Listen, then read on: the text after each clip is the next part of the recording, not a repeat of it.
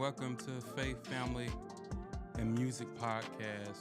I'm your host, Jay Howard, and thank you so much for joining. If you joined on YouTube or whatever platform, hopefully everybody had a great day today. Man, so glad to be on here. This is the first episode of Faith, Family, and Music. All right. So thanks for joining again. So this podcast really just made for not just musicians, not if you're an artist, nor if you're a singer. This is just dealing with just music in a general standpoint of if you are a musician or somehow your music brought you to the faith or just is it something your family was involved in when you was a child or either just your faith. I'm a believer of Christ, and I really believe with music, especially worship music and worship music that points to Christ. It's just a way for us to connect and worship him. So tonight, we're just gonna go over the base of this podcast. Just really some questions that I kind of just kind of not research, but I actually went to Chat GBT and just posed some questions, and then I got some friends musically that's either musicians in church or they're artists or just random questions. So this is a collective of questions I'm gonna just put out there, and I'll try to answer some of them best I can. But if you want, you can put in the chat. If you got any questions or anything in that nature. So let's see if we can get into it. So the first question says, faith and music. How does your personal faith influence your musical creations and worship? For people that are, in artistry or they are Christian singers or gospel singers, like how do you incorporate your faith in your worship? I'll say for me, and then you can put it in the chat. I say for me, definitely, it starts out with a relationship with Christ. It definitely starts. It starts there. The purity of it starts there. I seen a video of Jermaine Dupri, who's a music producer in Atlanta. I think his record company is called So Def, and he's produced some big secular artists. I think from Lil Bow Wow, Brad, and the list kind of go on and on.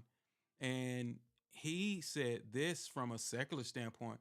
He said the music is not the same is because we don't have groups like it was in the backseat. People don't understand a lot of R&B young groups and stuff. Most of those young kids, they sung in church. That's where they got their roots and foundation from. And he said himself that it doesn't have any spirituality. And I was like, wow, that says a lot when it comes from somebody that's pretty much produced secular music.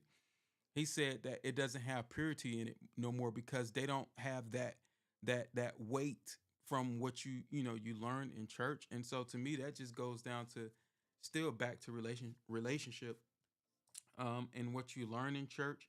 And even though I started out as a kid, and in church you do learn those foundations because it comes from a pure heart, and you grow up with that intent. But then over time, through life experiences and world experiences and work experiences. And if you started, a family early or however that trajectory started in your journey, it changes a lot. And so you always have to find yourself reconnecting with Christ to be able to center yourself. It's like you have to recenter yourself every so often. God is calling you to recenter yourself, and I can definitely speak to that. He could have you to recenter yourself. So, second question, and I'm not gonna go in order, but I'll just throw some randoms. Family support. Can you share how your family support has shaped your musical journey, work life, and home life? Um, for me, I think because my when it comes to family support, I started at my father's church. I started at my father's church on drums. and it went back and forth. I went from drums, I went to saxophone, and then I went to piano because I didn't really play piano. My mom played piano, and so I mostly was on the drums. My older brother was on the drums. He's the one that really put the first pair of sticks in my hand. And I remember I was at LO. I'm from Atlanta, so shout out to LO Kimberly Elementary School. I sing Thorough High Marching Band, and so that lets you know that was in the '80s, and they were really good at that time, and they were pretty big at that time too. And so I sing my first marching band. I'll say up close and front then. So that kind of started my process. Like I'm gonna be a drummer, and so he gave me my first pair of sticks, and he used to let me. He didn't let me play on Sunday morning, but he did let me play like Sunday nights or you know times that he deemed not playing. That wouldn't get him in trouble. But after that, my cousin started playing. He was older than me, and he was better than me. At the time, he was better than me, and I always practice hard just so we can be equal. And because he had that experience level on me, man, he was good. Like uh, my cousin played like similar to like Tony Rosser. He played like that, but in the '80s. Like his drumming is on a different was on a different level at that age, and I practiced just to be like as either good as him or play just like him. So family support has always been there because family is where I started music. And then my younger brother, yeah, he runs circles around me now. Like now, I'm just more of you want to say the teacher, like let me teach you rudiments type, and I play a little bit. But yeah, he's the drummer now, and I think let's see, when I got to middle school, my band teacher said it's too many drummers, play something else, and I started playing saxophone. Then after that, um, I played that for like 2 or 3 years. Eighth grade, he had me back on drums, and he ended up actually um, helping me go to Mays High School. That's where I graduated from in Atlanta, the illustrious Mays High School, and you know Mays High School. All right, and so best band in the land.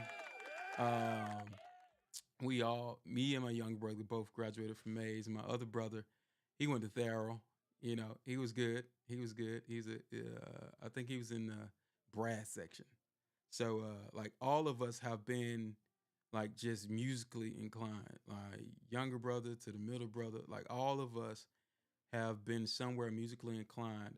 And then growing up in church, my younger brother, he went from brass to playing bass to playing lead and then now he plays keys so a little so he's like just learned a lot. And then my younger brother, he's trying to go over to the keys side too. Most drummers end up going over the keys, so they all have been just I think our family has supported music because we all have became music inside the church. um and it said, how has it shaped your musical journey, work life, and home life? Musical journey. Let me speak to that. My musical journey is not extensive as other people. I'll say my journey pretty much was mostly in houses of worship, from my father's church to um, Church of Chapel Hill.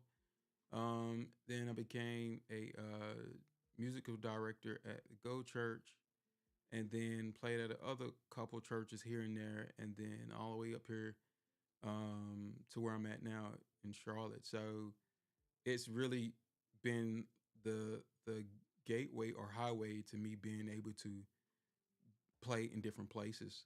Um, Work life, yeah, I had to learn that a little bit because when I was younger, um, I would stay up late hours just to learn a lick or just to learn a chord. Or sometimes while I'm learning, it was like God's presence would meet me there.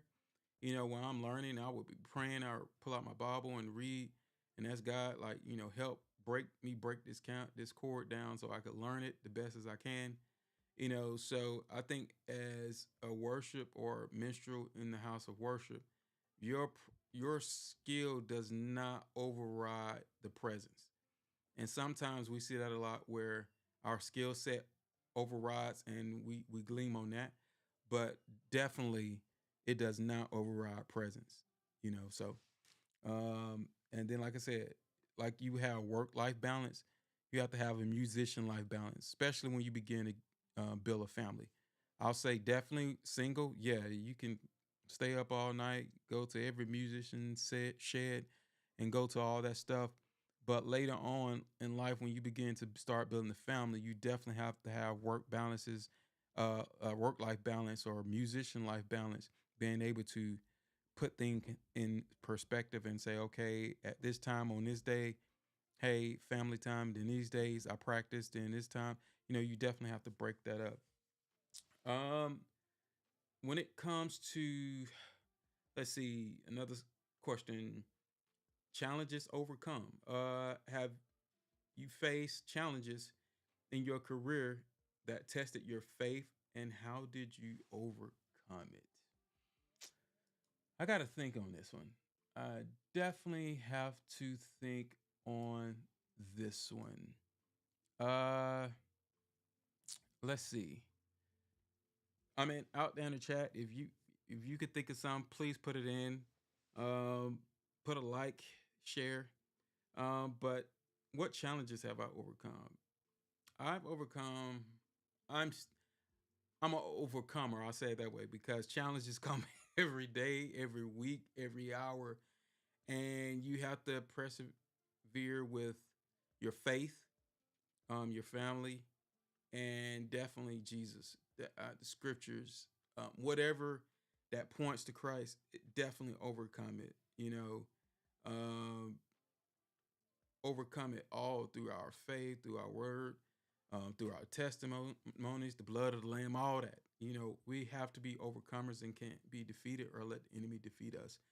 Um, so I say challenges I face, some personal, you know, I, some personal that overcome was overcoming, let's just say for me, thinking about different things in life where I really wish I've reached a certain level or a certain height in certain things and not beating myself up because I haven't got there quicker than others. But I just continue to study what I know and just continue to try to grow as much as you can. I'll leave it as that. Let's see. Hmm. Let's see. Advice for aspiring musicians. What advice would I give to young musician artists trying to navigate their faith, family expectations, and musical ambitions? I would say for you young musicians, keep your heart pure. I'm 43, be 44 this year. Out of the 43 years that I've lived on this earth, I would say keep your heart pure because when it's not, then you have to fight against all those things that have changed it. And when I say changed it, I'm talking about the walk of life, maybe pains that you wouldn't have had to go through, or either uh, issues you would not have to go through, navigating and realizing that Jesus is your source. And I would just say, keep a pure heart, um, and everything will be added unto you. That's what I would say for the younger me. If I could start that over again, the younger me, keep your heart pure and keep everything that's negative, everything that seems I'll even say this. The scripture say everything that seems right is not right. It's not. Everything, everything, especially when you're young, your mind is thinking and you're like, okay, well, I can't do this. Now I'm 43. I realize why I can't do that or why I did not do that. But the best teachers our parents used to say is experience, and experience will teach you. Experience will teach you. Keep God first. Keep your faith, your family, um, and be the best that you can be. Whether you are, young musician, because young musician that's a father, or however you deem it, just make sure you do the best that you can and you're not doing it halfly. Musical ambitions. At one point, I'll say in my life, because I was young, and I think my generation was the generation that brought forth YouTube, or I'll say we was the wave of YouTube. And we used to learn a lot watching talented musicians. One guy, I got to shout out his name, and if you don't know him as a pianist, his name is Jamal Hartwell. He brought out this album or a DVD long time ago. I learned a lot from that DVD, and I said I was going to rebuy it because it's some nuggets that he left on there that I haven't seen out of anybody else's tutorial.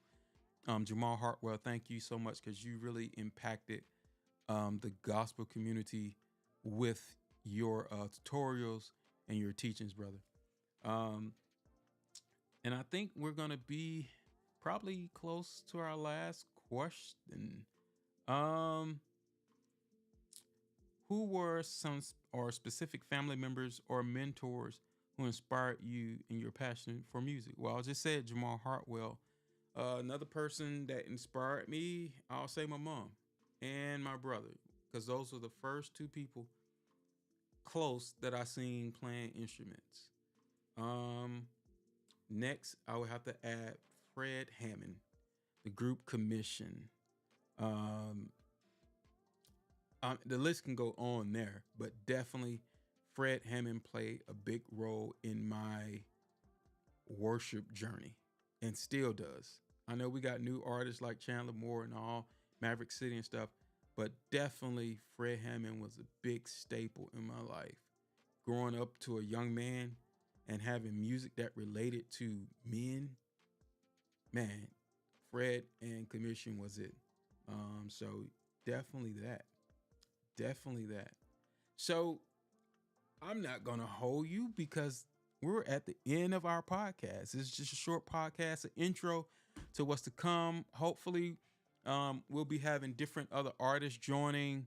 I'm excited about these other artists. Um, not gonna name them. You have to come back and find out who they are. But I got some artists that are actually a part um, of my family, so I'm looking forward to him coming on. Then another young guy. I've watched all these young guys grow like from a child all the way up and where they at musically and a family and faith. It's crazy. Another gentleman that I know of, he just received a Grammy, so I'll let him share his story. But hopefully we can get everybody on, and I'm looking forward to more podcasts from faith, family, and music. Outside of that, everybody have a great evening and look forward to showing you more from our podcast.